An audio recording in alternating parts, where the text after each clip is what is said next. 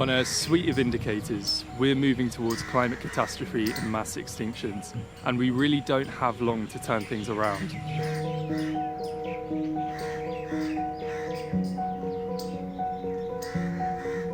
There are now over 100 species here, including 18 classified as extinct, and they're all working together, helping each other to grow.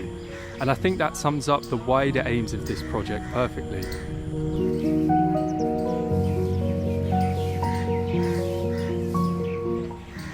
ये और ठीक है और होते और बढ़िया होते वातावरण हवा पानी स्वस्थ मिलते और समाज के बढ़िया होते देह नहीं होते और बढ़िया बेसी होते तो और निके होते और आवे चाहिए ऐठमन है और को जगह है और फैला के जहाँ तहाँ है वो सब ठीक ठाक करके जगह करके और वृक्षारोपण करके सब कुछ करके कर पड़े मिलजुल के समाज जोड़े मिल के।